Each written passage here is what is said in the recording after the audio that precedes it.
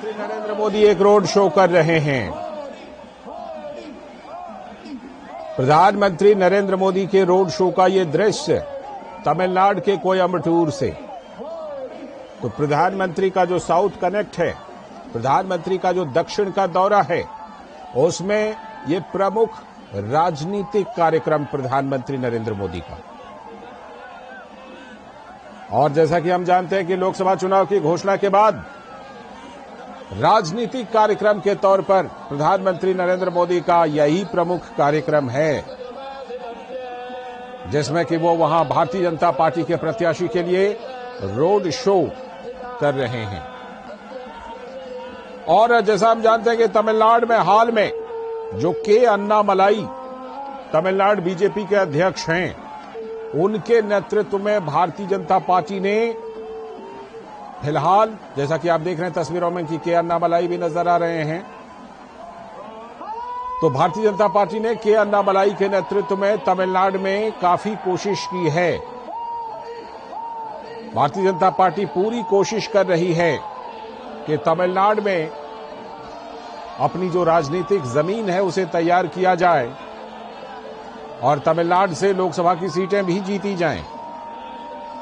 इसी सिलसिले में प्रधानमंत्री नरेंद्र मोदी इस समय कोयम्बटूर में है। और प्रधानमंत्री नरेंद्र मोदी का जो ये तमिलनाडु का दौरा है, ये बहुत खास है, क्योंकि पिछले 1.5-2 महीने में ही प्रधानमंत्री नरेंद्र मोदी 3 बार दक्षिण भारत का दौरा कर चुके हैं और हर एक बार उन्होंने तमिलनाडु में भी अपने कार्यक्रम को रखा है। इस नए साल 2024 की बात कर लेते हैं।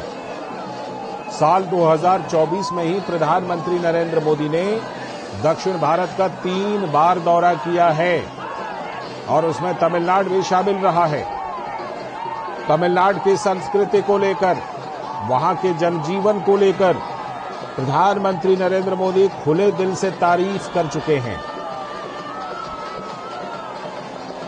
प्रधानमंत्री नरेंद्र मोदी की पहल पर काशी तमिल संगमम जैसे कार्यक्रम का विशेष रूप से आयोजन किया जाता है। तो काशी के सांसद, वाराणसी के सांसद भी हैं प्रधानमंत्री नरेंद्र मोदी, और तमिलनाडु की संस्कृति की खुलकर प्रशंसा करते हैं प्रधानमंत्री नरेंद्र मोदी। उसी सिलसिले में कोयम्बटूर में प्रधानमंत्री का ये रोड शो, जिसमें कि आप देख रहे हैं रोड के दोनों तरफ भारी संख्या में लोग वहां पर आए हैं, प्रधानमंत्री का अभिवादन कर रहे हैं। प्रधानमंत्री भी दोनों तरफ हाथ हिलाकर उनके अभिवादन का जवाब दे रहे हैं। और जैसा कि हम जानते हैं कि तमिलनाडु में फिलहाल डीएमके की सरकार है, लेकिन डीएमके नेताओं की तरफ से, विपक्षी इंडी गठबंधन के नेताओं की तरफ से कुछ ऐसे बयान आए हैं जो बयान मुद्दे बन रहे हैं। चाहे वो विभाजनकारी बयान हो, चाहे वो सनातन के विरोध का बयान हो, इन सब चीजों को भारतीय जनता पार्टी ने मुद्दा बनाया है।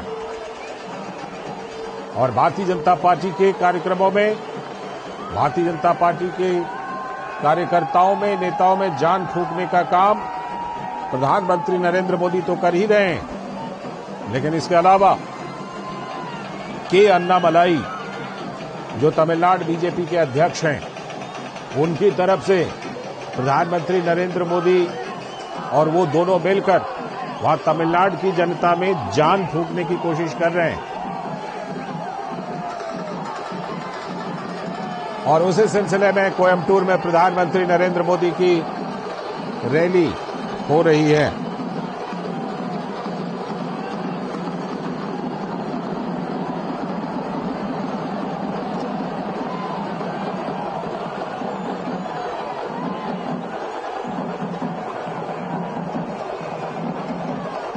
हमारे संवाददाता अनुज यादव और शैलेंद्र मिश्र हमारे साथ जुड़ रहे हैं।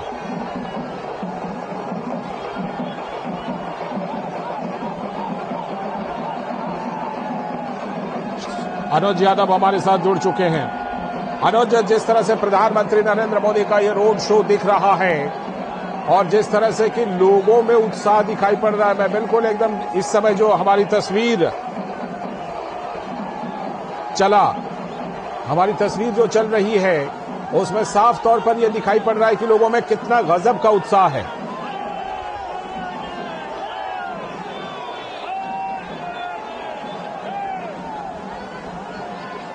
अनुज, आवाज आ रही है? जी लालचंद। हाँ अनुज, मैं आपसे ये जानना चाह रहा था कि तस्वीरें जिस तरह से दिखाई पड़ रही हैं कोयम्बटूर से, लोगों में गजब का उत्साह, फूलों की बारिश। देखिए, दक्षिण भारत में लगातार प्रधानमंत्री अपने दौरे कर रहे हैं। चुनावों की घोषणा से पहले ही दक्षिण भारत के राज्यों को कई हजार करोड़ की सौगात प्रधानमंत्री ने दी। और सबसे बड़ी बात यही है कि आज लालचंद्र, जो तस्वीरों में आप देख पा रहे हैं, ये उन्हीं योजनाओं का जमीनी स्तर पर जो लोगों को सुविधाएं दी गई हैं, जो योजनाएं दी गई हैं, कल्याणकारी योजनाएं जो दिल्ली से चलकर दक्षिण भारत तक पहुंची हैं, शायद उसी का धन्यवाद दे रही है कोई जनता। दोनों तरफ फूलों से स्वागत, अपने प्रिय नेता प्रधानमंत्री का स्वागत कर रही है तमिलनाडु की जनता, कोयम्बटूर की जनता। और सबसे बड़ी बात यही है लालचंद्र की दक्षिण भारत के अंदर भारतीय जनता पार्टी को, कमल के फूल को जिस तरीके से समर्थन मिल रहा है, कहीं ना कहीं अब वो बातें एक बार फिर से, जो कभी राजनीतिक पंडित इस बात को कहा करते थे कि भारतीय जनता पार्टी सिर्फ उत्तर भारत की पार्टी है, हिंदी बेल्ट की पार्टी है, दक्षिण भारत के अंदर भारतीय जनता पार्टी कुछ ज्यादा नहीं कर पाती चुनावों में, वो सारी बातें ये उमड़ा हुआ जन सैलाब बता रहा है। सड़कों के दोनों तरफ हजारों की संख्या में लोग, चाहे वो युवा हो, बुजुर्ग हो, महिलाएं हो, जो फूलों से अपने नेता का, प्रिय नेता का स्वागत कर रही है कोयम्बटूर की जनता। तो निश्चित तौर पर अब हिंदी बेल्ट से निकलकर दूसरे राज्यों में, दक्षिण भारत के राज्यों में, और इसका सबसे बड़ा कारण लालचंद्र प्रधानमंत्री पिछले दिनों में जिस तरीके से इस बात को कहते रहे हैं कि वो तमिलनाडु, तेलंगाना के अंदर तमिल भाषा में लोगों से जुड़ना चाहते हैं। और इसकी शुरुआत भी कर दी गई है आर्टिफिशियल इंटेलिजेंस के माध्यम से। आज प्रधानमंत्री अपना जो भी भाषण देते हैं उसको तेलुगु में भी सुना जा सकता है। ये एक सबसे बड़ी बात है कि प्रधानमंत्री हर भाषा में, हर क्षेत्रीय इलाके के अंदर उसी अंदाज में, उन्हीं की परंपरा और संस्कृति में लोगों से जुड़ने का जो तरीका प्रधानमंत्री ने पहली बार देश की जनता को दिया है, ये वही तस्वीरें दिखा रही हैं कि किस तरीके से अगर किसी नेता की, देश के प्रधानमंत्री की नीति और नीयत अच्छी हो तो उसमें क्षेत्र, उसमें भाषा बीच में नहीं आती, उसमें अपनापन आता है, कुछ कर गुजरने की अगर इच्छा हो। निश्चित तौर पर दक्षिण भारत के अंदर भी चुनाव होगा, लोकसभा का चुनाव होगा, लेकिन दक्षिण भारत भारतीय जनता पार्टी और एनडीए को इस बार क्या कुछ देगा, कितनी सीटें देगा, क्या पुरानी जितने मिथक हैं वो टूट जाएंगे, ये बड़े सवाल हैं। लेकिन कुल मिलाकर अभी फिलहाल यही कह सकते हैं कि जितनी भारी संख्या में समर्थन मिल रहा है प्रधानमंत्री नरेंद्र मोदी को, एनडीए को, भारतीय जनता पार्टी को, ये तस्वीरें दिखा रही हैं कि इस बार दक्षिण भारत में प्रधानमंत्री नरेंद्र मोदी की योजनाओं के माध्यम से भारतीय जनता पार्टी को इस बार बहुत कुछ मिलेगा, बहुत कुछ बदलेगा। ठीक है। हमारे संवाददाता, आप हमारे साथ बने रहिएगा अनुज। हमारे संवाददाता शैलेंद्र मिश्र भी हमारे साथ जुड़े हुए हैं। शैलेंद्र, जिस तरह से ये कोयम्बटूर में उत्साह से भरी हुई ये प्रधानमंत्री की रैली या रोड शो कहें, रोड शो, जिस तरह लोग, देखिए अभी ये तस्वीरें हम दिखा रहे हैं, हाथ उठाकर प्रधानमंत्री का जिस तरह अभिवादन कर रहे हैं। शैलेंद्र, कोयम्बटूर सीट वो सीट है जिस पर भारतीय जनता पार्टी ने खास फोकस इस बार किया है, उन सीटों में से शामिल है ये सीट। निश्चित तौर पर आप देखिए, कश्मीर से कन्याकुमारी तक हम देख रहे हैं प्रधानमंत्री नरेंद्र मोदी जब भी किसी रोड शो में शामिल होते हैं, इस तरह की एक भीड़ दिखाई देती है। और ये तस्वीरें दरअसल एक राजनीतिक जवाब है विपक्षी दलों को, एनडीए गठबंधन के नेताओं को, कि जो इस बात को कहते हैं कि दक्षिण भारत में भारतीय जनता पार्टी के लिए जो चुनौती है वो बड़ी है, जबकि बीजेपी ये कहती है कि दक्षिण भारत में वो एकमात्र ऐसी पार्टी है जो सबसे ज्यादा लोकसभा सीटें, आप देखें पिछले 2019 के चुनाव में भी एक पार्टी के तौर पर भारतीय जनता पार्टी को मिली थी। और प्रधानमंत्री नरेंद्र मोदी की जो लोकप्रियता है वो इन तस्वीरों से साफ दर्शक देख सकते हैं कि प्रधानमंत्री नरेंद्र मोदी का किस तरह से अभिवादन यहाँ पर जनता कर रही है।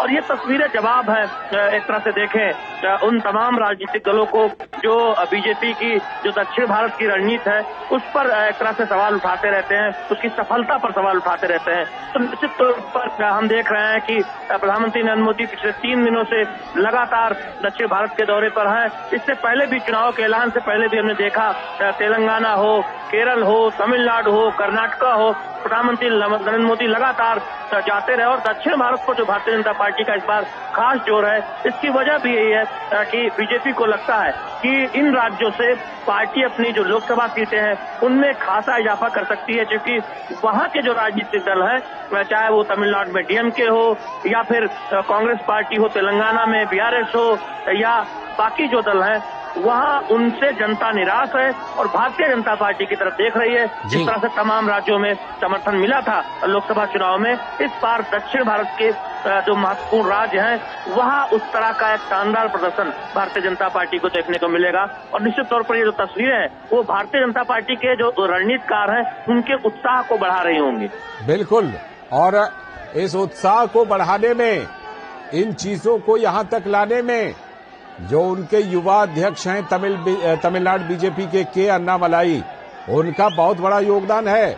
शैलेंद्र, निश्चित तौर पर देखिए, जब से के अन्नामलाई तमिलनाडु के बीजेपी अध्यक्ष बने हैं तब से लगातार इस बात की चर्चा है। उन्होंने जो यात्रा निकाली उसमें बीजेपी के जो स्थानीय स्तर के जो कैडर हैं, जो कार्यकर्ता हैं, वो बहुत उत्साहित नजर आते हैं। और प्रधानमंत्री नरेंद्र मोदी के रूप में दुनिया का सबसे लोकप्रिय चेहरा बीजेपी को हासिल है, इस बात को तमिलनाडु की जनता बखूबी जानती है। और प्रदेश अध्यक्ष के तौर पर एक ऊर्जावान नेतृत्व जब सामने आया तो हमने देखा कि बीजेपी कार्यकर्ताओं में खास तौर पर एक उत्साह जगा कि बाकी राज्यों में जिस तरह से बीजेपी को सफलता हासिल हुई है, तमिलनाडु में भी बीजेपी उस तरह से एक शानदार प्रदर्शन कर सकती है। और यही है वजह है कि तमिलनाडु के जो तटीय इलाके हैं, कन्याकुमारी की हम बात करें, कन्याकुमारी की सीट हो या फिर तिरुनेलवेली की सीट हो, तमाम वो सीटें हैं जहां पर भारतीय जनता पार्टी का बहुत फोकस नजर आता है।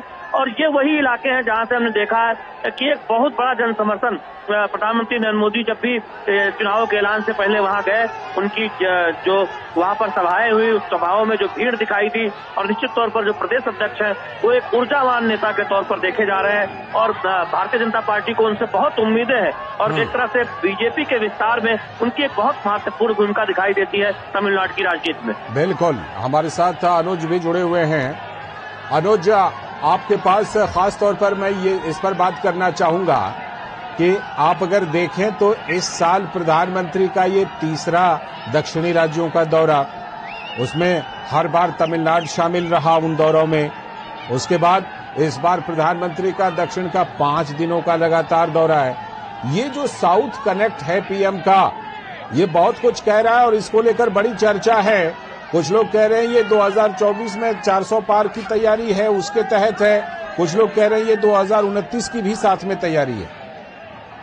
देखिए, सबसे बड़ी बात है लालचंद्र, आपने कहा इस साल, मैं तो कहूंगा सिर्फ 3 महीने।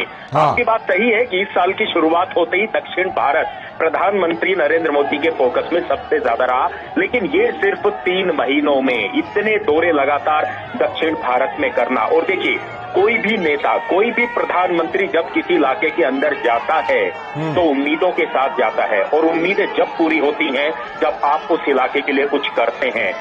मैंने कई प्रधानमंत्री के दौरों के दौरान मैं अलग अलग राज्यों में था, चाहे केरल की बात करें, तमिलनाडु की बात करें, तेलंगाना की बात करें, आंध्रा की बात करें जी। कई हजार करोड़ की परियोजनाएं, लाखों करोड़ों रुपए की परियोजनाएं गांवों के लिए, शहरों के लिए, युवाओं के लिए, महिलाओं के लिए। और सबसे बड़ी बात यह है कि प्रधानमंत्री नरेंद्र मोदी ने कई ऐसी योजनाएं हैं जिनका शिलान्यास भी किया और उद्घाटन भी किया। और प्रधानमंत्री इस बात को कहते हैं कि मेरी कोशिश रहती है कि जिस योजना परियोजना का उद्घाटन करूं, शिलान्यास करूं, उसका उद्घाटन भी करूं। दक्षिण भारत में जो ये तस्वीरें आज के रोड शो के माध्यम से दिखाई दे रही हैं लालचंद्र, इसके पीछे काफी संघर्ष है, मेहनत है, प्रधानमंत्री इसी बात को कहते हैं कि आम जनता के लिए, देश के लिए वो अपना जीवन खपा रहे हैं। तो सबसे बड़ी बात यही है कि सबसे पहले राष्ट्र, सबसे पहले देश, ये जो नारा प्रधानमंत्री ने दिया। और देखिए, सबसे बड़ी बात तो ये है कि आज जो जनता उमड़ रही है सड़कों पर, इसका एक सबसे बड़ा कारण ये भी है कि हमने पिछले 70 सालों में ऐसी राजनीति देखी कि केंद्र सरकार में जिस पार्टी की, जिस दल की सरकार हो, अगर राज्य में उनकी दल की सरकार है तो वहां योजनाएं पहुंचती हैं। लेकिन प्रधानमंत्री नरेंद्र मोदी ने इस परंपरा को तोड़ दिया, खत्म कर दिया। किसी भी राजनीतिक दल की सरकार हो, लेकिन दिल्ली से पैसा पूरे देश के अंदर बराबर हिस्से में जाएगा, सबके हिस्से का पैसा मिलेगा, सबके हिस्से की योजनाएं मिलेंगी। दूसरी सबसे बड़ी बात, वंशवाद की राजनीति को खत्म करना, भ्रष्टाचार को खत्म करना, ये बड़े मुद्दे प्रधानमंत्री लगातार उठाते रहे हैं। उत्तर भारत के कई राज्यों में वंशवाद की राजनीति खत्म हुई है, उस परंपरा को प्रधानमंत्री तोड़ना चाहते हैं। और दक्षिण भारत के अंदर कई राज्यों का विकास सिर्फ इसी वजह से नहीं हो पाया कि वंशवाद की राजनीति और भ्रष्टाचार की जो राजनीति कई दशकों तक लगातार चलती रही, वहां सिर्फ एक वर्ग का विकास हुआ, आम जन का विकास नहीं हुआ। आप बड़े बड़े शहर आप तमिलनाडु के अंदर देखेंगे, तेलंगाना के अंदर देखेंगे, लेकिन जब आप गांवों की तस्वीर देखेंगे, ग्रामीण भारत की तस्वीरें देखेंगे, वो लगातार पिछड़ते चले गए। तो अब ये एक सवाल ये भी इस चुनाव में होगा, इस बार 2024 के इन चुनावों में, कि क्या क्षेत्रीय पार्टियों से जनता का अब मोह भंग हो रहा है? लालचंद, ये एक बड़ा सवाल है, क्योंकि दक्षिण भारत के अंदर सबसे ज्यादा अगर किसी ने सत्ता, यहाँ पर सत्ता में रहे हैं तो वो क्षेत्रीय दल हैं, चाहे वो डीएमके हो, चाहे एडीएमके हो, एआईडीएमके हो। और इन राजनीतिक दलों के, इनकी मुख्यमंत्रियों के, इनके मंत्रियों की तस्वीरें मीडिया के अंदर सुर्खियों में रही हैं भ्रष्टाचार को लेकर। क्या अब जनता उस बात को बदलना चाहती है? क्या राजनीति का रूप और स्वरूप को बदलना चाहती है? ये तस्वीरें शायद दिखाती हैं कि आज प्रधानमंत्री नरेंद्र मोदी देश दुनिया के जो लोकप्रिय नेता बने हैं, उसमें दक्षिण भारत की भी अहम भूमिका है। और सबसे बड़ी बात है, प्रधानमंत्री जब आज तेलंगाना में थे, अभी तमिलनाडु के अंदर हैं, कल आंध्रा में होंगे। सबसे बड़ी बात यह है कि प्रधानमंत्री इस बात को कहते हैं कि 2047 तक अगर देश को विकसित बनाने का संकल्प हमने लिया है, तो वो इन तेलंगाना से, इन्हीं दक्षिण भारत के इलाकों से, इसी तमिलनाडु से होकर होगा, क्योंकि दक्षिण भारत की भूमिका देश के विकास में महत्वपूर्ण भूमिका रखती है, महत्वपूर्ण योगदान रखती है। ये जो एक कनेक्ट दक्षिण भारत के साथ प्रधानमंत्री ने बनाया, ये एक सबसे बड़ी बात है कि आज जनता तमिलनाडु की, दक्षिण भारत की सड़कों पर निकल रही है। और देखिए, इससे पहले मैंने जो आपसे बात कही, प्रधानमंत्री नरेंद्र मोदी दक्षिण भारत की सभी भाषाओं में टेक्नोलॉजी के माध्यम से लोगों से जुड़ रहे हैं, चाहे उनके मन की बात के कार्यक्रम रहे हों, चाहे सरकारी योजनाओं के दौरान उनके भाषण रहे हों, चाहे राजनीतिक जो जनसभाएं आज वो कर रहे हैं। आप अगर किसी भी भाषा में, चाहे वो तमिल भाषा हो या कोई भी भाषा हो, मलयालम हो, आप सीधा नमो ऐप पर जाइए और नमो तमिल आप डालिए, आप सीधे उस भाषा में बात कर सकते हैं, उनको सुन सकते हैं। एक कनेक्ट करने का जो तरीका, संवाद स्थापित करने का जो तरीका प्रधानमंत्री ने अपनाया, ये एक अभूतपूर्व तरीका है जो अभी तक की राजनीति में कभी देखने को नहीं मिला। इसीलिए प्रधानमंत्री इस बात को कहते हैं कि देश के अंदर भाषाएं अलग हो सकती हैं, संस्कृति अलग हो सकती है, लेकिन राष्ट्र और देश की बात जब सबसे पहले होती है तो सभी लोग एक बंधन में बंधे नजर आते हैं। और आज तमिलनाडु की जनता, कोयम्बटूर की जनता, करीब 3.5 किलोमीटर का लालचंद्र ये रोड शो है, 3.5 किलोमीटर के अंदर दोनों तरफ सड़कों पर हजारों लाखों की संख्या में लोग जो हैं उमड़ रहे हैं अपने प्रिय नेता प्रधानमंत्री को देखने के लिए। और सबसे बड़ी बात है, फूलों से स्वागत, फूलों से अभिनंदन। शायद यहाँ की जनता प्रधानमंत्री का धन्यवाद दे रही है, जो पिछले वर्षों के दौरान, 10 वर्षों के दौरान दक्षिण भारत के लिए, तमिलनाडु के लिए, तेलंगाना के लिए, केरल के लिए जितनी योजनाएं दिल्ली से दी गई। बिल्कुल, ये तमाम जो बातें आप कह रहे हैं, बिल्कुल इसमें बहुत सारी महत्वपूर्ण बातें हैं, जिसमें कि भारतीय जनता पार्टी का जो साउथ कनेक्ट है उसको लेकर के भारतीय जनता पार्टी जिस तरह प्रोग्राम अपना चला रही है। शैलेंद्र हमारे साथ जुड़े हुए हैं। शैलेंद्र, कोयम्बटूर सीट की अगर विशेष रूप से बात करें तो भारतीय जनता पार्टी यहां 2 बार जीत चुकी है। सीपी राधाकृष्णन भारतीय जनता पार्टी के 1998 और 1999 में इस सीट को जीते थे, तो कोयम्बटूर सीट भारतीय जनता पार्टी की लिस्ट में होना स्वाभाविक है कि उसे भारतीय जनता पार्टी एक बार फिर से जीत सके। निश्चित तौर पर देखिए, यही वजह है कि बीजेपी दक्षिण भारत में, पूरे दक्षिण भारत में उन सीटों पर सबसे ज्यादा फोकस कर रही है जहां वो उसे कभी न कभी लोकसभा चुनाव में जीत हासिल हुई थी। और 1999 का जो प्रदर्शन है दक्षिण भारत में भारतीय जनता पार्टी का, वो बहुत शानदार रहा था। तब तेलंगाना और आंध्र प्रदेश अलग अलग राज्य नहीं हुआ करते थे, तब बहुत शानदार प्रदर्शन था। और तब हमने देखा था कि तमिलनाडु में भी एक शानदार प्रदर्शन भारतीय जनता पार्टी का देखने को मिला था। बीजेपी की कोशिश इस बार ये है कि वो उस प्रदर्शन को से भी बेहतर प्रदर्शन, उससे भी आगे जाए और न केवल तमिलनाडु में बल्कि दक्षिण भारत की राजनीति में लोकसभा चुनाव के लिहाज से बीजेपी एक इतिहास रचे। और यही वजह है कि 370 सीट जो बीजेपी ने खुद अपने दम पर नारा दिया है और एनडीए के सहयोगियों के साथ 400 सीट पार, उसमें दक्षिण भारत के तमाम राज्यों को लेकर जो रणनीति है वो बहुत महत्वपूर्ण है। केरल में जो ऐलान किया गया, आप देखिए, अब बीजेपी ने अपने 2 महत्वपूर्ण मंत्रियों को चुनाव मैदान में उतारा है। बीजेपी ये कोशिश में है कि केरल में न केवल खाता खोला जाए बल्कि कई सीटों पर भारतीय जनता पार्टी को सफलता हासिल हो। तमिलनाडु में भी करीब 1 दर्जन सीट बीजेपी मान के चल रही है कि वहां वो बहुत अच्छी स्थिति में हो सकती है। तो ऐसे में उन लोकसभा सीटों पर बहुत ज्यादा ध्यान देने का प्रयास किया जा रहा है। और हम दौरे देख रहे हैं प्रधानमंत्री नरेंद्र मोदी का, चुनाव के ऐलान से भी पहले आप देखें और चुनाव के ऐलान के बाद उन सीटों पर साफ तौर पर ज्यादा फोकस नजर आता है जहां भारतीय जनता पार्टी के लिए लोकसभा चुनाव में जीत की संभावनाएं काफी है, या बीजेपी ये मानकर चल रही है कि उस सीट पर भारतीय जनता पार्टी को जीत हासिल हो सकती है। इसकी एक वजह भी है, बीजेपी को लगता है कि वंशवाद की राजनीति पर जिस तरह से करारा प्रहार भारतीय जनता पार्टी और प्रधानमंत्री नरेंद्र मोदी कर रहे हैं, और बीजेपी एकमात्र ऐसी पार्टी है जिसमें वंशवाद नहीं है। चाहे आप डीएमके की बात करें, वहां सबको पता है कि जीतने पर मुख्यमंत्री कौन होता है, पार्टी अध्यक्ष कौन होता है, पार्टी किसके हाथों में है। आप अगर बाकी राज्यों में अगर देखें तो वंशवादी पार्टियों के कुछ परिवार के नेता दरअसल विपक्षी दलों में एक तरह से पूरी पार्टी को नियंत्रित करते हैं। तो इस मुद्दे को बीजेपी बहुत जोर शोर से उठा रही है, चाहे वो तमिलनाडु हो या फिर तेलंगाना हो। दूसरी बात यह है कि करप्शन, भारतीय जनता पार्टी कहती है कि एक तरफ प्रधानमंत्री नरेंद्र मोदी की अगुवाई में सरकार है, पारदर्शी सरकार जिस पर कोई भी एक दाग नहीं है, जिससे एक मानक खड़ा किया है पारदर्शिता के मामले में, वहीं दूसरी तरफ ऐसी पार्टियां हैं जिन पर भ्रष्टाचार के तमाम गंभीर आरोप हैं उनके नेताओं पर। तो इस मुद्दे को बहुत बीजेपी उठा रही है दक्षिण भारत में भी, और ऐसे में बीजेपी को लगता है कि जनता भारतीय जनता पार्टी के मुद्दों पर बीजेपी के साथ खड़ी होगी। तो ये एक बहुत महत्वपूर्ण एक तरह से देखे रणनीति है।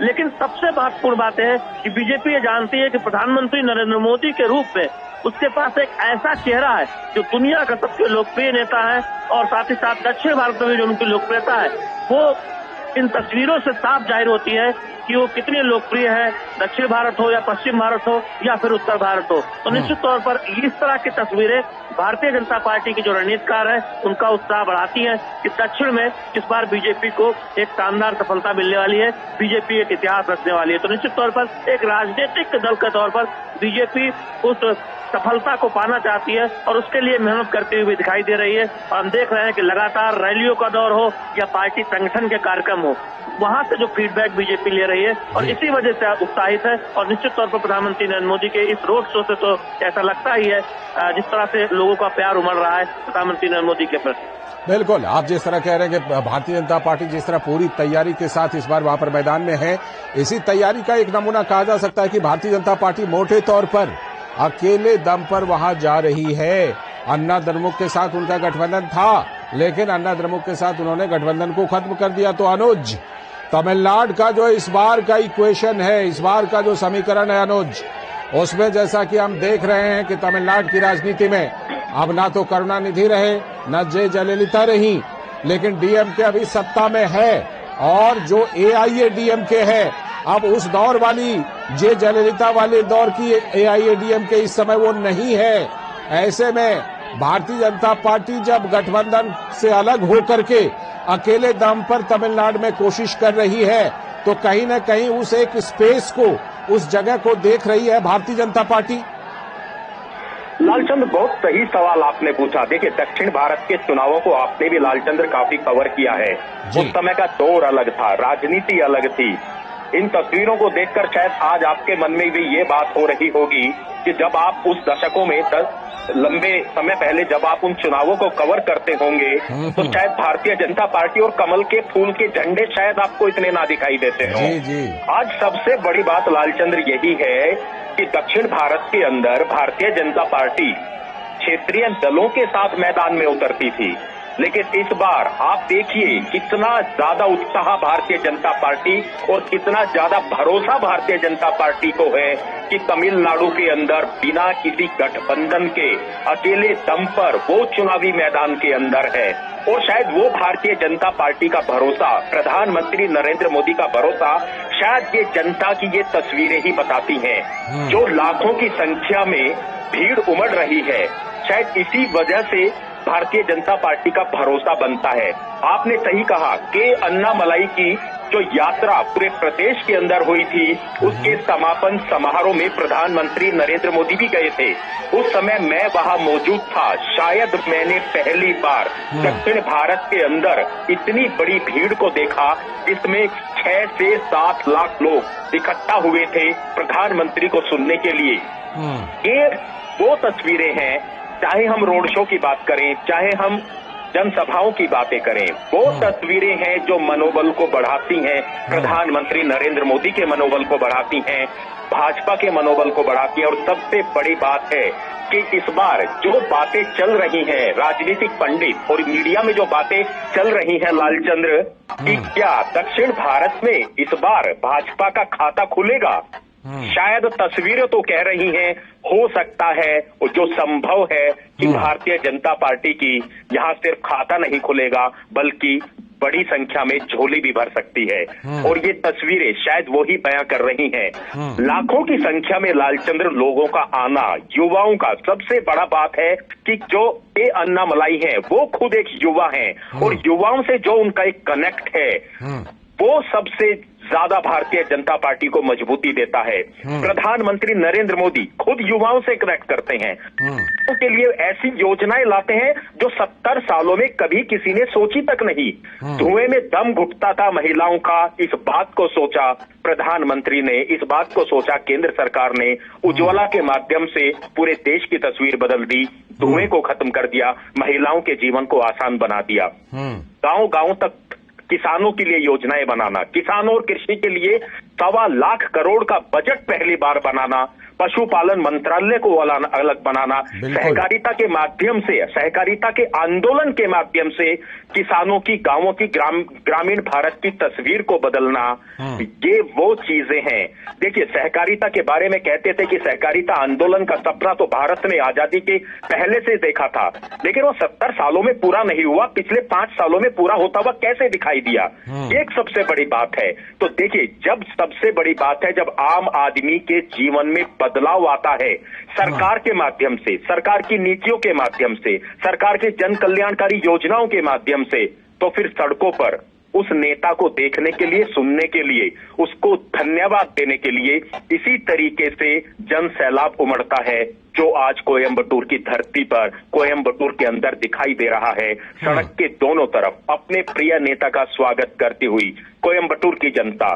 इससे पहले मैं तेलंगाना के अंदर था 2 दिन पहले, वहां एक मल्काजगिरी में रोड शो हुआ था लालचंद्र, बिल्कुल इसी तरीके की तस्वीरें, और आपसे मेरा उस दिन भी संवाद हो रहा था। मैं तस्वीरों के बारे में उस दिन भी आपको बता रहा था। और प्रधानमंत्री नरेंद्र मोदी दक्षिण भारत की जितनी जनसभाओं को संबोधित कर रहे हैं वो मल्काजगिरी के अपने रोड शो की बात जरूर करते हैं। वो इसलिए करते हैं कि जो उम्मीदें, जो योजनाएं प्रधानमंत्री नरेंद्र मोदी ने बनाई थी, अब इन लोगों की, जनता की जो भीड़ उमड़ रही है उसमें शायद एक संतोष पैदा होता है किसी भी नेता को, जब वो उसके लिए लंबे समय तक काम करता है, योजनाएं बनाता है। तो सबसे बड़ी बात यही है कि दक्षिण भारत में राजनीति का इस बार रूप भी बदलेगा, स्वरूप भी बदलेगा, और जिस तरीके से क्षेत्रीय दलों से लगातार उत्तर भारत के अंदर मोह भंग हुआ है जनता का, भ्रष्टाचार के चलते, वंशवाद के चलते शायद इस बार दक्षिण भारत की जनता ने भी ऐसा ही कुछ सोचा है इन लोकसभा के चुनावों में। लालचंद्र, बिल्कुल, भारतीय जनता पार्टी तो जरूर इस तरह का उम्मीद कर ही रही है और कोशिश भी कर रही है। शैलेंद्र, जिस तरह से तमिलनाडु के इस बार समीकरण है, डीएमके वहां पर सत्ता में है, तो जाहिर सी बात है कि एंटी इनकम्बेंसी भी एक फैक्टर बनता है। ऐसे में भारतीय जनता पार्टी के लिए वहां पर एक अच्छा स्कोप खुल रहा है। जब वहां बाकी दलों की स्थिति को देखें और भारतीय जनता पार्टी की कोशिशों को देखें तो ऐसा लगता है कि वहां पर एक ठीक ठाक भारतीय जनता पार्टी के लिए इस बार स्कोप खुल रहा है। निश्चित तौर पर देखिए लालचंद्र, डीएमके सत्ता में है और बीजेपी को लगता है कि डीएमके के खिलाफ एक माहौल है और दूसरी तरफ एआईडीएमके उतनी मजबूत स्थिति में नहीं है। तो ऐसे में भारतीय जनता पार्टी को ये लगता है कि वो के सामने और उसके प्रदेश अध्यक्ष के अन्नामलाई और प्रधानमंत्री नरेंद्र मोदी की लोकप्रियता जिस तरह से दिख रही है तस्वीरों में, तो निश्चित तौर पर उससे भारतीय जनता पार्टी को काफी फायदा होगा। बीजेपी ये जानती है कि वो कर्नाटक जैसे राज्यों में पहले से ही बहुत मजबूत है, लेकिन अगर केरल और तमिलनाडु में भी भारतीय जनता पार्टी खाता खोलने के साथ साथ कुछ और सीटों पर अगर चुनावी सफलता हासिल करने में कामयाब होती है तो वो बीजेपी के लिए एक तरह से दक्षिण भारत की जो रणनीति है उसमें एक बहुत महत्वपूर्ण एक तरह से देखिए उस पर सफलता बीजेपी को हासिल होगी। और यही वजह है कि आप देखिए, जब राम जन्मभूमि प्राण प्रतिष्ठा 22 जनवरी को कार्यक्रम होना था, उससे ठीक पहले हमने देखा कि देश भर में तमाम प्रमुख जगहों पर प्रधानमंत्री नरेंद्र मोदी जा रहे थे। कन्या किस तरह से वो रामेश्वरम गए और तभी से लगातार प्रधानमंत्री कई बार हम देख रहे हैं कि दक्षिण भारत के दौरे तो कर ही रहे हैं, लेकिन तमिलनाडु पर खास तौर पर फोकस कर रहे हैं। इससे पहले हमने देखा कि तिरुनेलवेली में उन्होंने एक बड़ी जनसभा की थी चुनाव के ऐलान से पहले, और लगातार दक्षिण भारत के दौरे पर जाना, खासतौर पर तमिलनाडु और केरल के में तमाम उन सीटों पर भारतीय जनता पार्टी का फोकस ये बताता है कि बीजेपी कितनी गंभीरता के साथ दक्षिण भारत में जो उसकी संख्या है लोकसभा सीटों की जीत की, उसको बसाने के लिए अपनी रणनीति पर काम कर रही है। और यही वजह है कि पिछले 3 महीनों में देखे, जैसा कि हमारे सहयोगी अनुज बता रहे थे, मैं तो कहूंगा कि अगर आप विकास योजनाओं पे फोकस के लिहाज से देखें तो पूरे 10 वर्षों में दक्षिण भारत पे एक विशेष फोकस रहा है। और यही वजह है कि तमाम योजनाओं को बहुत स्पीड से जमीन पर उतारा गया है। और प्रधानमंत्री अक्सर ये कहते हैं कि उनकी सरकार योजनाओं का शिलान्यास भी करती है, लोकार्पण भी करती है। और यही वजह है कि हम देख रहे हैं कि वो एक विश्वास पैदा हुआ है भारतीय जनता पार्टी के कार्यकर्ताओं में कि तमिलनाडु में न सिर्फ खाता खुलेगा बल्कि उससे कहीं ऊपर सीट संख्या मिलेगी। और आप देखिए तमाम जो सर्वे, तमाम एक तरह से जो राजनीतिक समीक्षक ये मानते हैं इस बात को कि भारतीय जनता पार्टी की मत प्रतिशत में खासा इजाफा होने जा रहा है। तो निश्चित तौर पर बीजेपी को लगता है कि न केवल मत प्रतिशत में इजाफा होगा बल्कि सीटों के लिहाज से भी भारतीय जनता पार्टी के लिए बहुत उत्साहवर्धक परिणाम एक तरह से पार्टी के न केवल विस्तार के तौर पर, पार्टी के संगठन के मजबूती के तौर पर, बल्कि जनता का समर्थन भी हासिल होगा, ऐसा भारतीय जनता पार्टी उम्मीद कर रही है, दावा कर रही है। और इसकी वजह यह है कि बीजेपी को लगता है कि जिस तरह का कनेक्ट प्रधानमंत्री नरेंद्र मोदी का तमिलनाडु की दक्षिण भारत की जनता से हाल के वर्षों में दिखा है वो अभूतपूर्व है। और ये कोई कारण नहीं कि भारतीय जनता पार्टी को एक बेहतर सफलता इन राज्यों में न मिले। और ये तस्वीरें भी काफी हद तक उस बात को बयां करती है। और जरूर भारतीय जनता पार्टी के जो रणनीतिकार हैं, जो बाकी शीर्ष नेता हैं, उनके उत्साह को बढ़ा रही होंगी। लालचंद, बिल्कुल, और उस उत्साह को हम लोग टेलीविजन स्क्रीन पर देख रहे हैं कि किस तरह से वहां पर लोगों में गजब का उत्साह है। लोग किस तरह अपने प्रिय नेता को देखने के लिए, उनसे अभिवादन करने के लिए किस तरह वहां देखिए किस तरह रोड के दोनों तरफ खड़े हैं। अनुज, प्रधानमंत्री नरेंद्र मोदी ने आज खास तौर पर वहां पर एक मुद्दा उठाया और कहा कि ये जितनी भी माताएं हैं, बहनें हैं, बेटियां हैं, जो शक्ति हैं, उन शक्ति की मैं पूजा करता हूं। प्रधानमंत्री नरेंद्र मोदी कहीं ना कहीं जो नारी शक्ति है, नारी शक्ति के लिए प्रधानमंत्री नरेंद्र मोदी की सरकार ने जो किया है, उन सब चीजों को लेकर के एक स्पेशल कनेक्ट कर रहे हैं। देखिए लालचंद्र, सबसे बड़ी बात है चुनाव का समय है, चुनाव का माहौल है, आरोप प्रत्यारोप की राजनीति बिल्कुल होनी चाहिए, चलती है और इस बार भी ऐसा देखने को मिल रहा है। लेकिन सबसे बड़ी बात है कि जिस तरीके से राहुल गांधी ने, कांग्रेस के नेता राहुल गांधी ने जो विवादास्पद एक तरीके से बयान दिया मुंबई के अंदर, कि उनकी जो इस बार लड़ाई है वो शक्ति से है। देखिए, शक्ति पूजनीय होती है, चाहे वो नारी शक्ति हो, चाहे वो देवीय शक्ति हो, वो आराधना के योग्य होती है शक्ति। प्रधानमंत्री नरेंद्र मोदी ने आज तेलंगाना की रैली में उसी पर एक तरीके से प्रहार किया, इंडी गठबंधन पर, राहुल गांधी पर, और कहा कि देखिए, प्रधानमंत्री नरेंद्र मोदी और उनकी सरकार तो शक्ति को पूजती है, माताओं बहनाओं के रूप में शक्ति को मानती है, और इंडी गठबंधन इस तरह की बातें कर रहा है कि उनकी लड़ाई शक्ति से है। तो जिस तरीके से प्रधानमंत्री नरेंद्र मोदी ने, केंद्र सरकार ने नारी शक्ति के लिए योजनाएं चलाई हैं, उनके उत्थान और उनके विकास के लिए, आज प्रधानमंत्री नरेंद्र मोदी ने इसी बात को महिलाओं से मुखातिब होते हुए जनसभा में इस बात को कहा कि इस बार 2024 का ये जो चुनाव है, जब इसका परिणाम आएगा तो ये देखने वाली बात होगी कि ये शक्ति, ये मातृत्व शक्ति और ये नारी शक्ति क्या भारतीय जनता पार्टी को आशीर्वाद देती है, या इंडी गठबंधन जिस तरीके से शक्ति का विनाश करना चाहते हैं, क्या वो लोग इस पर खरे उतरते हैं।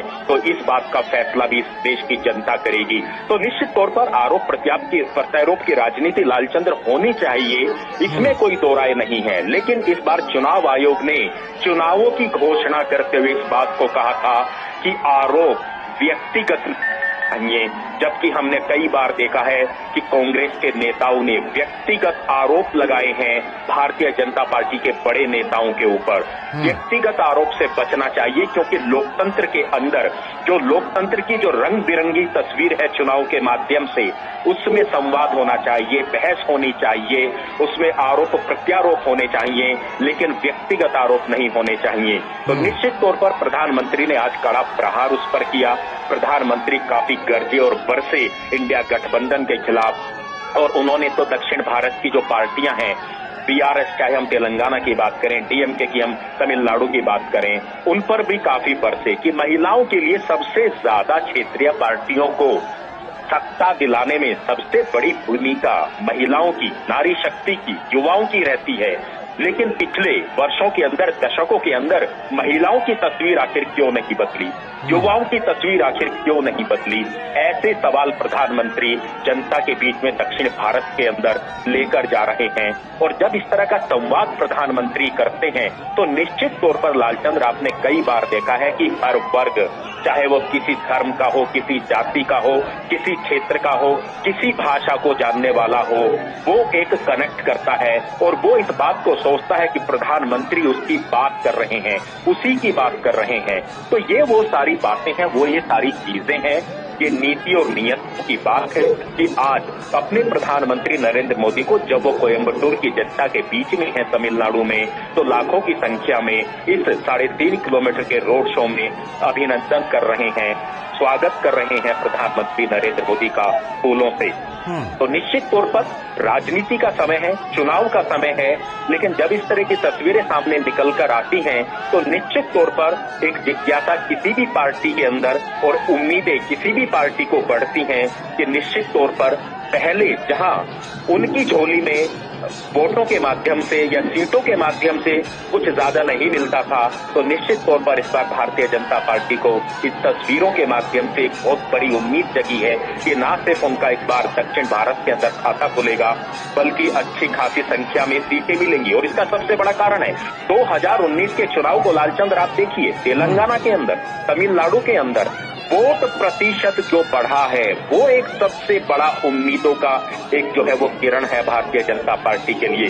भले ही कई बार ऐसा लालचंद्र होता है कि सीटों में तब्दील नहीं हो पाती, जीत नहीं मिल पाती, लेकिन आपका वोट प्रतिशत आपको बताता है कि आप जो मेहनत कर रहे हैं संगठन के माध्यम से, गांव-गांव, शहर-शहर, युवाओं के माध्यम से, महिलाओं के माध्यम से, वो वोट प्रतिशत जब बढ़ता है तो एक समय ऐसा भी आता है जब सीटों में भी तब्दील होती है जीत। तरफ भारतीय जनता पार्टी लगातार फोकस कर रही है और प्रधानमंत्री नरेंद्र मोदी ने दक्षिण भारत को फतह करने की जो जिम्मेदारी ली हुई है उसका नेतृत्व करते हुए लगातार जनसभाओं के माध्यम से और रोड शो के माध्यम से दिखाई दे रहे हैं। लालचंद, बिल्कुल ये चीजें दिखाई दे रही है और आपने मुद्दों की बात की, तमाम तरह के मुद्दे हैं शैलेंद्र। जिस बात की हम चर्चा कर रहे थे कि डीएमके को कहीं ना कहीं जो एंटी इनकम्बेंसी है वो तो एक फैक्टर रहेगा ही, लेकिन डीएमके के ऊपर परिवारवाद का भी एक बहुत गंभीर आरोप है और जिसको भारतीय जनता पार्टी और प्रधानमंत्री नरेंद्र मोदी बड़े जोर शोर से उठा रहे हैं। तो इस मुद्दे पर भी डीएमके को कहीं ना कहीं बैकफुट पर डालने की कोशिश करेगी भारतीय जनता पार्टी और प्रधानमंत्री नरेंद्र मोदी खासतौर पर।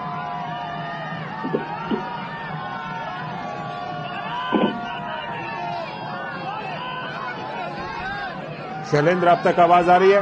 बिल्कुल, निश्चित तौर पर आप देखिए लालचंद्र कि वंशवाद और भ्रष्टाचार ये दो ऐसे मुद्दे हैं जो न केवल दक्षिण भारत में बल्कि पूरे देश में हम देख रहे हैं कि भारतीय जनता पार्टी इस मुद्दे पर विपक्षी दलों पर निशाना साध रही है। बीजेपी का कहना है कि बीजेपी एकमात्र ऐसी पार्टी है जिसमें वंशवादी परिवारों की राजनीति नहीं होती। वहीं दूसरी तरफ इंडी गठबंधन है, कांग्रेस पार्टी है, तमिलनाडु में डीएमके है। सब जानते हैं कि डीएमके में जो मौजूदा सरकार है आगे किस उनकी जो पीढ़ी है, आप जानते हैं कि पहले अगर आप देखें कि डीएमके में किस तरह से एक ही परिवार का शासन लगातार आगे बढ़ता जा रहा है, तो ये बात बीजेपी बहुत जोर से हुई है जी, जो पारदर्शी शासन के साथ तमिलनाडु को आगे ले जाना चाहती है। तो वहीं दूसरी तरफ वंशवादी परिवार वाले दल है जो दरअसल अपने परिवार को आगे ले जाना चाहते हैं। तो दो ऐसे मुद्दे हैं जिस पर हम देख रहे हैं कि न केवल तमिलनाडु बल्कि पूरे दक्षिण भारत में और यूं कहें कि पूरे भारत में बीजेपी उस मुद्दे को बहुत जोर शोर से जनता के सामने रख रही है कि देखिए, एक तरफ भारतीय जनता पार्टी है जिसके लिए देश पहले है, वहीं दूसरे जो दल है, जो विपक्षी दल है, जो उनकी जो राजनीति है वो परिवार बचाने की राजनीति है। तो ये बहुत बड़ा मुद्दा हम देख रहे हैं कि तमिलनाडु में भी भारतीय जनता पार्टी से जोर शोर से उठा रही है कि देखिए, इन दलों के खिलाफ जो एंटी इनकम्बेंसी है वो स्पष्ट दिखाई देती है और यही वजह है कि बीजेपी को लगता है कि वो विकल्प के तौर पर तमिलनाडु की जनता की पहली पसंद बन सकती है।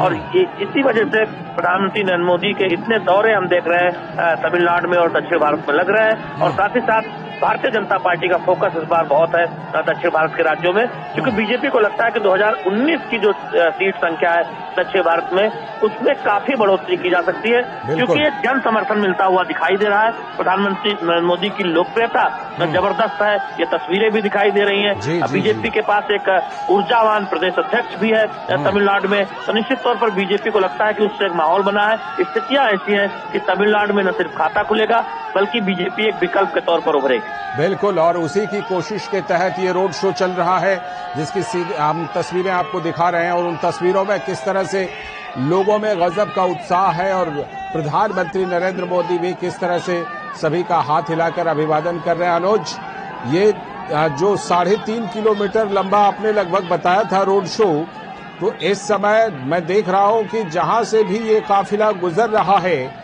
वहां पर लोगों में बहुत ही जबरदस्त उत्साह है और लोग प्रधानमंत्री नरेंद्र मोदी का अभिवादन कर रहे हैं, हाथ उठाकर मोबाइल फोन से तस्वीरें ले रहे हैं। बहुत ही जबरदस्त उत्साह लोगों में दिखाई पड़ रहा है। अनुज, लालचंद्र, 3.5 किलोमीटर 3 किलोमीटर एक ऐसा डिस्टेंस होता है जो काफी, अगर आप इस रफ्तार से चले हैं तो करीब करीब आधा घंटा इस समय हो चुका है, 20 मिनट से ज्यादा इस समय हो चुकी हैं। लेकिन आप जहां भी देखेंगे आप देखेंगे कि कतार टूट नहीं रही है।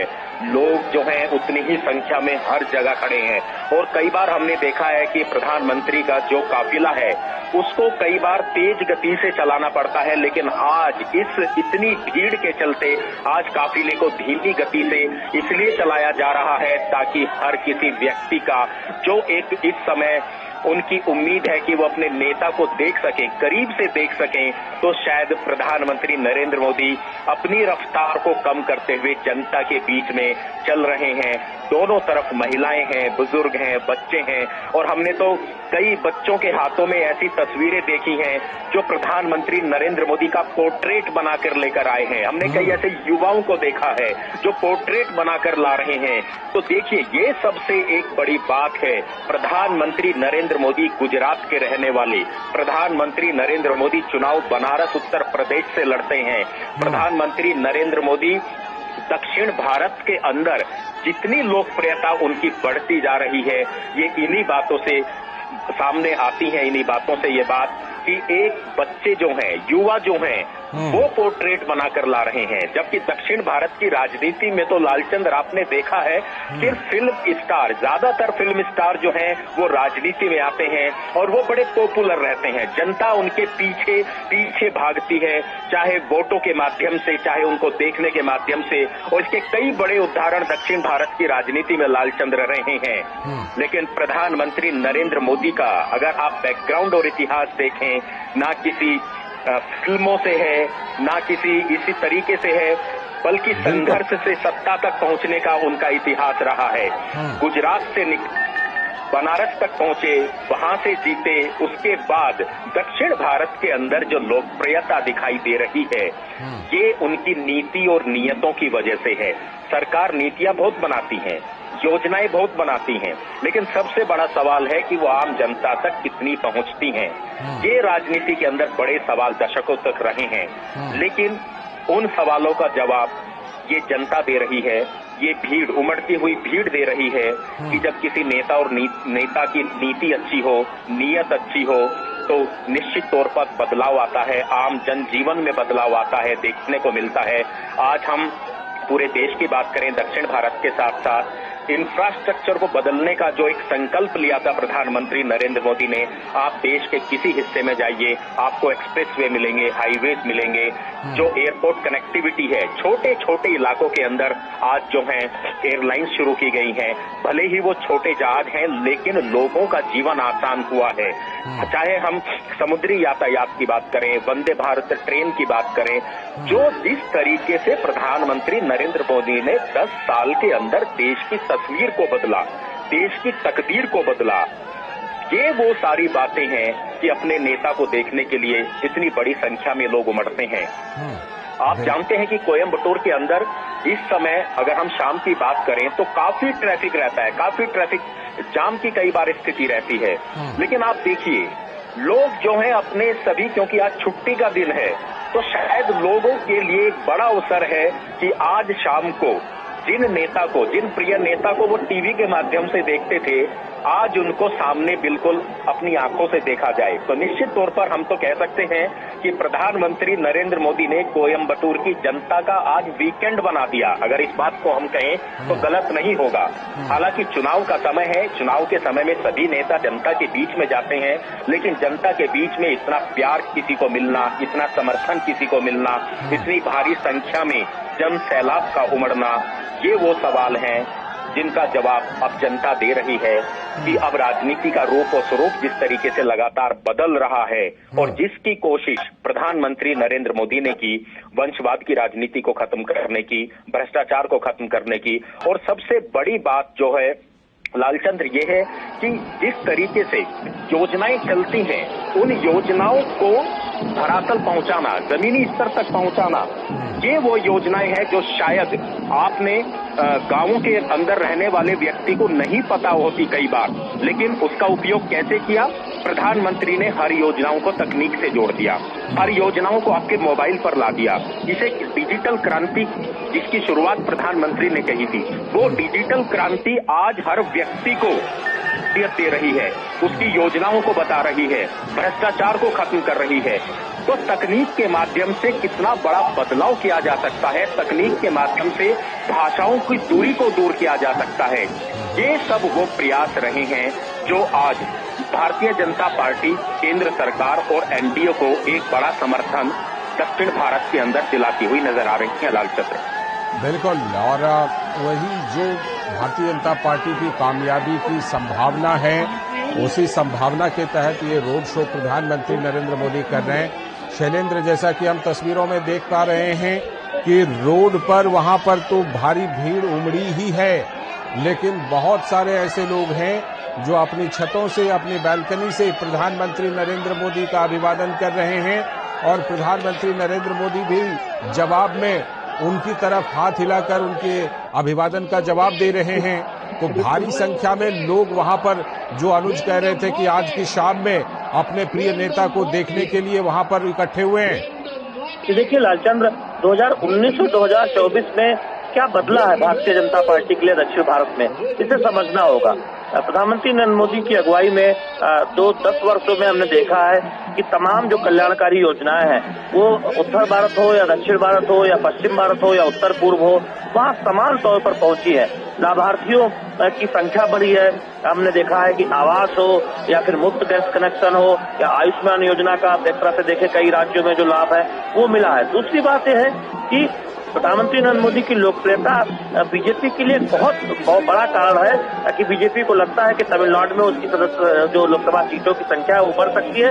लेकिन इसके साथ ही साथ इस बार दरअसल एक मजबूत स्थानीय एक टीम मिली है, जिसमें हम देख रहे हैं कि बीजेपी को सफलता मिली है कि वो स्थानीय स्तर पर पार्टी को मजबूत करने में सफल साबित हुई, जो कि ये बहुत जरूरी है कि बूथ स्तर पर भारतीय जनता पार्टी मजबूत हो। किसी भी राजनीतिक दल के लिए जरूरी है कि अगर उसे चुनावी सफलता हासिल करनी है तो पार्टी के संगठन को सक्रिय होना पड़ेगा और बूथ स्तर पर पार्टी का संगठन खड़ा हो। और बीजेपी इस मामले में तमिलनाडु में एक सफलता पाती हुई दिखाई दे रही है कि पार्टी को 2019 के मुकाबले 2024 में जो उसका संगठन है वो काफी मजबूत है और उसका विस्तार भी हुआ है। यही वजह है कि बीजेपी कहती है कि तमिलनाडु में न इस बार कोई न केवल खाता खुलेगा बल्कि एक बहुत शानदार नतीजे भारतीय जनता पार्टी के लिहाज से रहेंगे।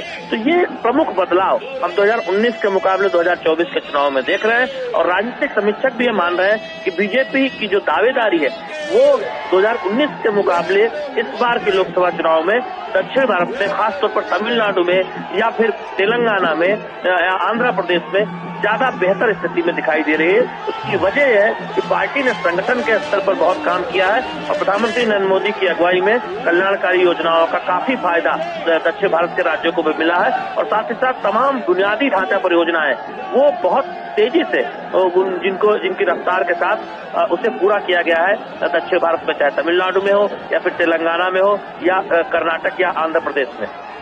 बिल्कुल, और जो वो तमाम योजनाएं हैं उनका लाभ वहां पर लोगों को मिला है देश के बाकी हिस्सों की तरह। तो प्रधानमंत्री नरेंद्र मोदी भी बार बार उन चीजों का जिक्र भी करते हैं और भारतीय जनता पार्टी ने उसे लाभार्थियों को जो लाभ मिला है उसे एक मुद्दा भी बनाया है।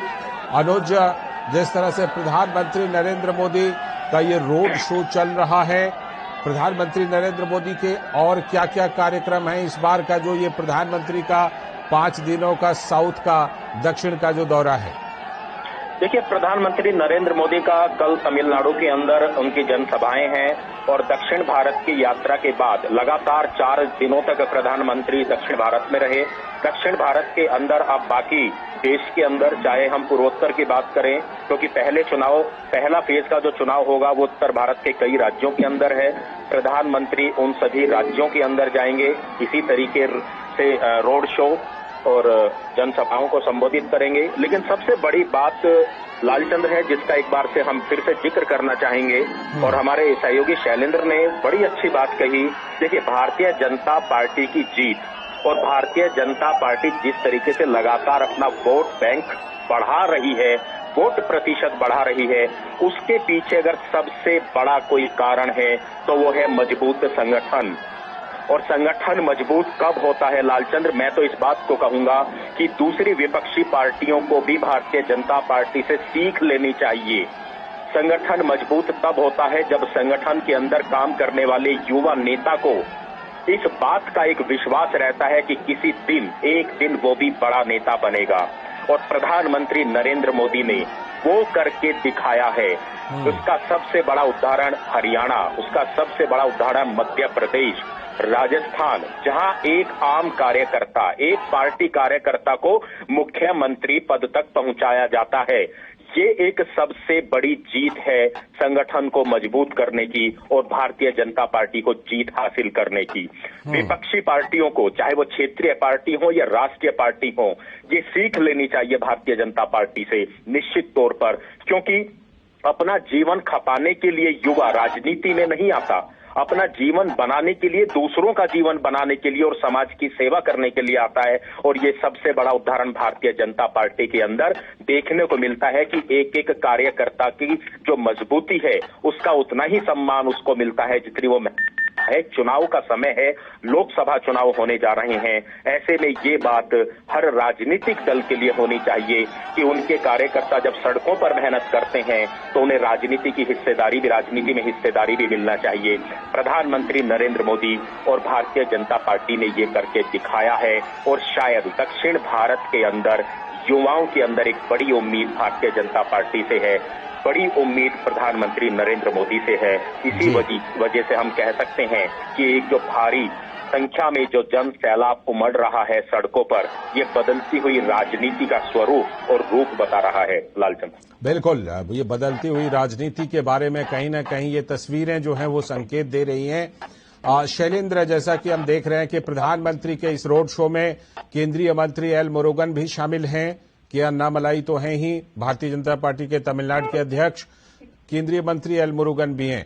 ये बताइए कि इस बार जिस तरह से भारतीय जनता पार्टी ने यह तय किया है कि बहुत सारे बड़े नेताओं को उन्होंने लोकसभा चुनाव के मैदान में उतारा है, तमिलनाडु में जो भारतीय जनता पार्टी ने इस बार टिकट देने का प्लान बनाया है, जितने टिकट अभी तक दिए हैं, उसमें किस तरह के चेहरे इस बार तमिलनाडु में भारतीय जनता पार्टी की तरफ से देखने को मिल रहे हैं या मिल सकते हैं आगे चलकर? शैलेंद्र, देखिए लालचंद्र, आप देखिए केरल में भारतीय जनता पार्टी ने एक तरफ युवा उम्मीदवारों को मौका दिया है, तो वहीं केंद्रीय मंत्री वी मुरलीधरन हो या फिर राजीव चंद्रशेखर हो, उन्हें चुनाव मैदान में उतारा है, जिससे एक संदेश गया है कि भारतीय जनता पार्टी अपने बड़े नेताओं को भी चुनाव लड़ने के लिए चुनाव मैदान में उतार रही है और साथ ही साथ जो संगठन में काम कर रहे युवा नेता हैं उनको भी चुनाव मैदान में उतार रही है। तमिलनाडु में हम देखेंगे कि जो सूची आएगी उसमें निश्चित तौर पर संगठन के कई चर्चित चेहरे होंगे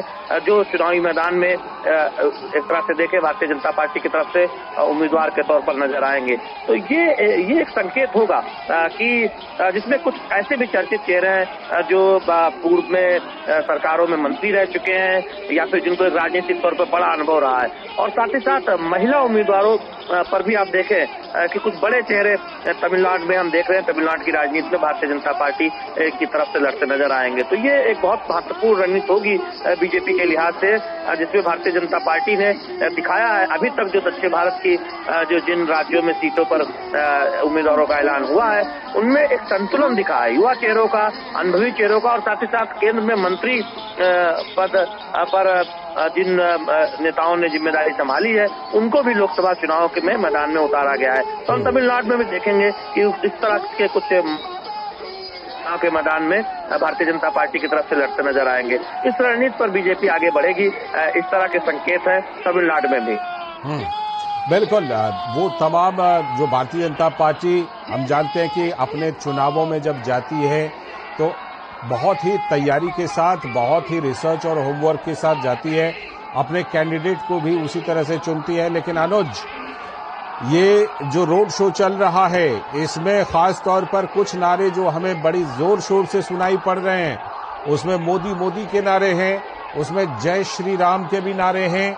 ये तमाम नारे इस रोड शो से उभर करके सामने आ रहे हैं और ज्यादा सुनाई पड़ रहे हैं। ये तमाम चीजें मुद्दा बनने वाले हैं तमिलनाडु के चुनाव में भारतीय जनता पार्टी के लिए। निश्चित तौर पर लालचंद्र, सबसे बड़ी बात है मोदी मोदी के नारों के साथ एक नारा और गूंज रहा है, न सिर्फ कोयम्बटूर में बल्कि दक्षिण भारत में। अब की बार 400 पार, निश्चित तौर पर अब की बार 400 पार दक्षिण भारत के अंदर इस तरह के अगर नारे सुनाई देते हैं तो निश्चित तौर पर भारतीय जनता पार्टी के लिए इससे बड़ी खुशी की बात क्या होगी कि दक्षिण भारत के लोग इस बार भारतीय जनता पार्टी और एनडीए को 400 पार कराने की सबसे ज्यादा अगर किसी ने ठानी है तो दक्षिण भारत के लोगों ने ठानी है। इस तरह के नारे भी इस तरह के रोड शो में दिखाई दे रहे हैं, जनसभाओं में इस तरह के नारे सुनाई दे रहे हैं। तो निश्चित तौर पर यह बात तो जरूर है कि जिस तरीके से लगातार वोट प्रतिशत लगातार, चाहे विधानसभा के पिछले चुनाव रहे हों, 2019 का लोकसभा चुनाव रहा हो, वोट प्रतिशत बढ़ा। और देखिए, वोट प्रतिशत लालचंद्र ऐसे ही नहीं बढ़ता। वोट प्रतिशत तभी बढ़ता है जब उस पार्टी के प्रति, उस पार्टी के नेताओं के प्रति लोगों में एक विश्वास होता है। और भारतीय जनता पार्टी की जो एक सबसे बड़ी पुरानी बात रही है वो रही है कि चुनावी मैदान में जो उम्मीदवार जनता के बीच में जाता है, जिसको टिकट दिया जाता है, उसको कई बातों पर परखा जाता है। सबसे पहली बात है कि उसकी छवि, साफ छवि होनी चाहिए, समाज सेवा के अंदर उसका अनुभव होना चाहिए। इस तरह की बातें प्रधानमंत्री नरेंद्र मोदी और भारतीय जनता पार्टी जब करती है, युवाओं को टिकट देती है, महिलाओं को टिकट देती है, और सबसे बड़ी बात है जिनकी साफ छवि होती है, जब उनको टिकट मिलता है तो शायद गर्व होता है भारतीय जनता पार्टी को भी और प्रधानमंत्री नरेंद्र मोदी को भी कि ऐसे कैंडिडेट के लिए जनता वोट करने के लिए अपने घरों से निकलती है, उसे अपना जनप्रतिनिधि बनाने के लिए निकलती है। और हमने तो कई बार देखा कि भारतीय जनता पार्टी चेहरों को बदल देती है। भारतीय जनता पार्टी के लिए चेहरा महत्वपूर्ण नहीं है, भारतीय जनता पार्टी के लिए छवि महत्वपूर्ण है। और इस बात को तो प्रधानमंत्री कई बार कह चुके हैं लालचंद्र, कि चेहरे से ज्यादा छवि महत्वपूर्ण है।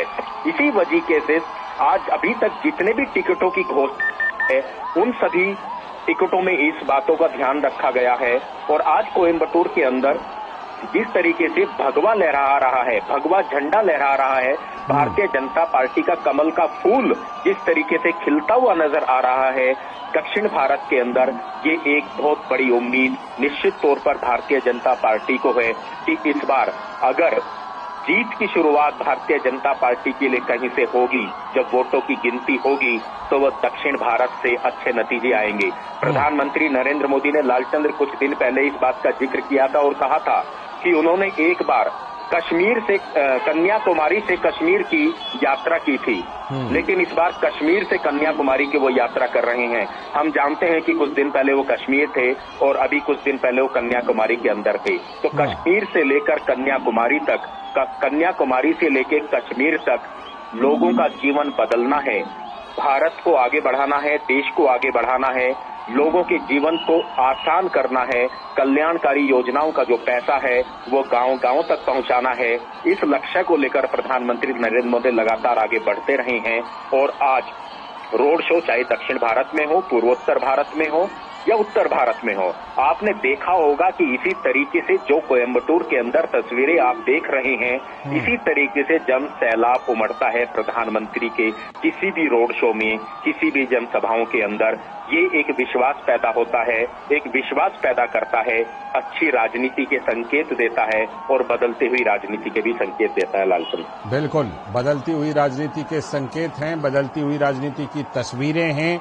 और शैलेंद्र, उन्हीं तस्वीरों में अभी एक तस्वीर दिखी थी जिसमें कि कुछ लोग जो हैं वो लिख कर लाए हैं अपने प्लेकार्ड में कि मैं हूं मोदी का परिवार। ये तमिलनाडु में भी बड़ा मुद्दा बनता दिख रहा है बाकी हिस्सों की तरह।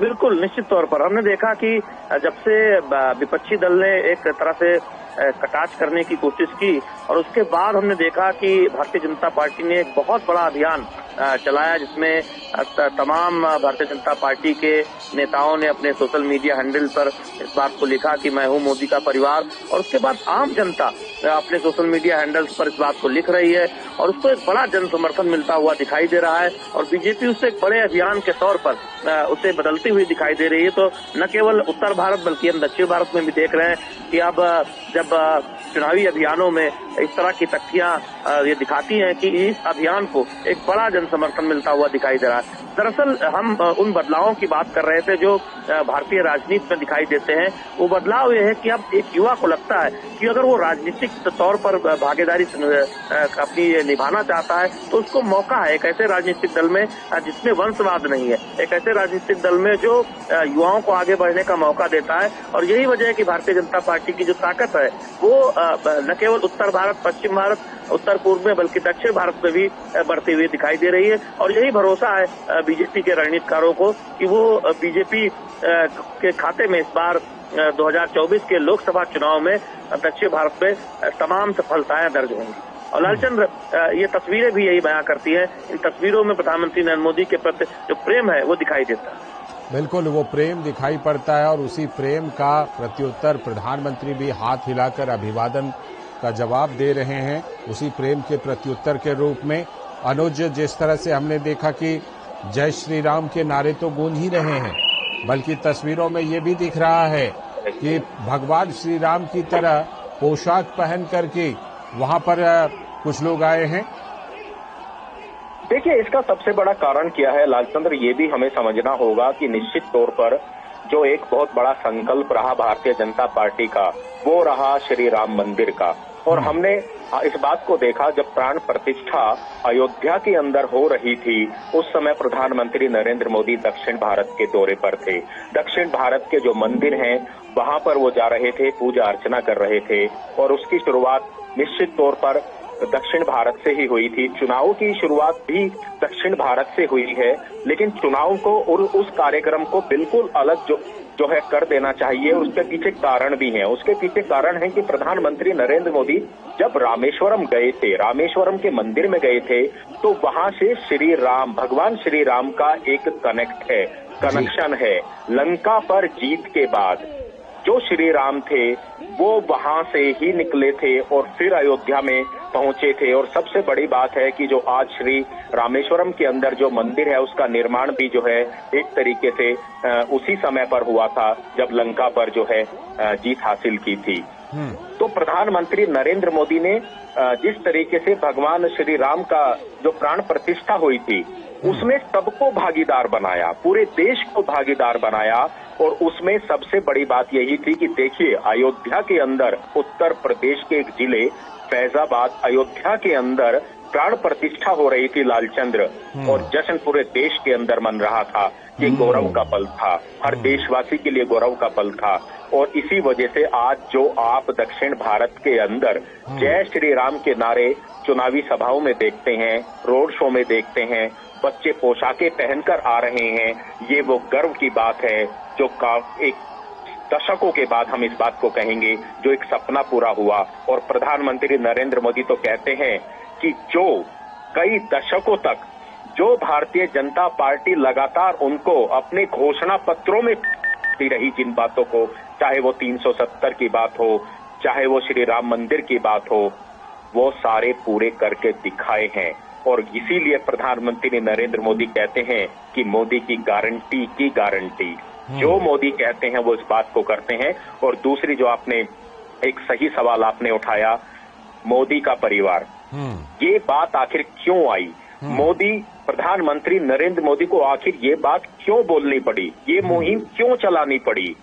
इसी वजह से लालचंद्र की जिस तरीके से परिवारवाद राजनीति के अंदर लगातार न सिर्फ हावी हो रहा है, बढ़ता जा रहा है।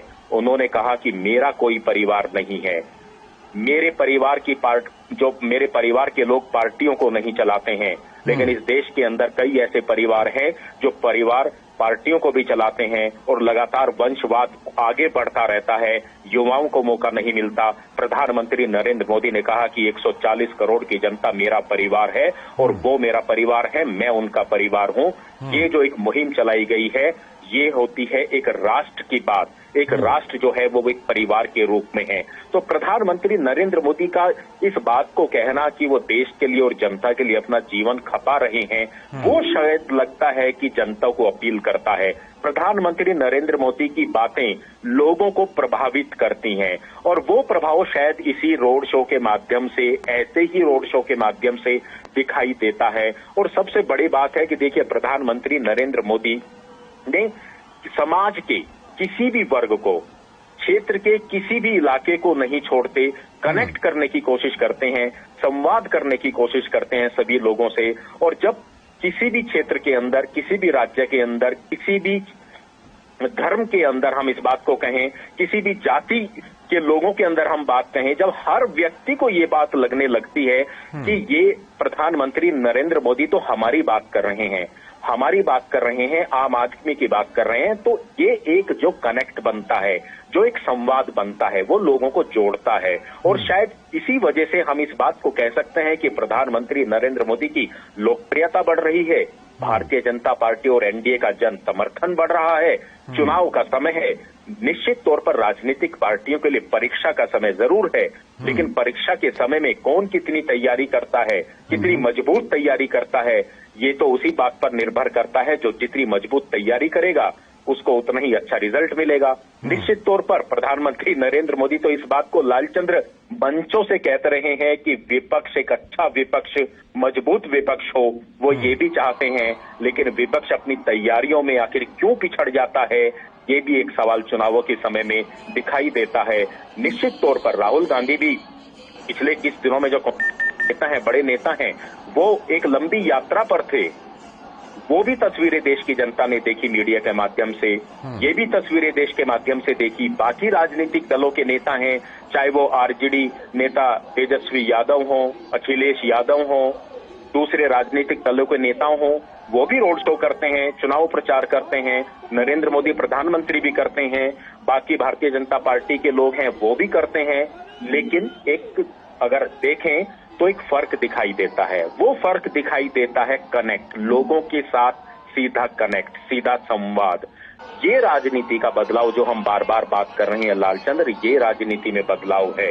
ये विपक्षी पार्टियों को भी समझना होगा। और लोकतंत्र की मजबूती तो लालचंद्र इसी में है कि सभी राजनीतिक पार्टी लोकतंत्र के इस पर्व में बड़ी संख्या में हिस्सेदारी लें और लोगों के मुद्दों को लेकर जनता के बीच में जाएं। उनके लिए कौन पार्टी क्या काम करेगी, इन बातों को लेकर जाए। ये एक अच्छे लोकतंत्र और मजबूत लोकतंत्र की तस्वीर होती है। आज प्रधानमंत्री नरेंद्र मोदी अपनी पार्टी के लिए, अपने गठबंधन के लिए दक्षिण भारत में वोट मांगने के लिए निकले हैं। आज वो कोयम्बटूर में है, तमिलनाडु में है, भारी जन सैलाब उमड़ रहा है। निश्चित तौर पर हर पार्टी को उम्मीद होती है, हर पार्टी जो मेहनत करती है उसको उम्मीद होती है कि उसको ज्यादा से ज्यादा वोट मिले, ज्यादा से ज्यादा सीट मिले। और शायद प्रधानमंत्री नरेंद्र मोदी भी अपने एनडीए गठबंधन के लिए और अपनी पार्टी के लिए जन समर्थन जुटाने के लिए अब सड़कों पर निकले हैं लालचंद। बिल्कुल, वो जन समर्थन दिख रहा है। और प्रधानमंत्री नरेंद्र मोदी जिस तरह से कनेक्ट करते हैं, आपने वो बात की। शैलेंद्र, जैसा कि हम देख रहे हैं कि जो जन सैलाब उमड़ा हुआ है, उस जन सैलाब में नारी शक्ति की उपस्थिति खास तौर पर और बहुत ही उत्साहित दिख रही हैं वहां पर उपस्थित महिलाएं प्रधानमंत्री के इस रोड शो में। इसकी एक वजह भी है, आप तमाम उन कल्याणकारी योजनाओं को देखते हैं जो महिला के कल्याण पर केंद्रित है। प्रधानमंत्री नरेंद्र मोदी, मैं जरा आपको इस समय रोकना चाहूंगा। अभी हम वो तस्वीरें दिखा रहे हैं जिसमें कि प्रधानमंत्री नरेंद्र मोदी ने कोयम्बटूर में जो 1998 में बीजेपी के नेता लालकृष्ण आडवाणी की कोयम्बटूर यात्रा के दौरान बम धमाके हुए थे और उनमें 55 से भी ज्यादा लोगों की जान चली गई थी। तो वहीं पर प्रधानमंत्री नरेंद्र मोदी उन सभी को श्रद्धा सुमन अर्पित कर रहे हैं। हम आपको बता दें कि ये जो घटना हुई थी, ये 1998 की घटना थी। उस समय भारतीय जनता पार्टी के वरिष्ठ नेता लालकृष्ण आडवाणी की कोयम्बटूर में एक रैली थी। उसी यात्रा के दौरान वहां पर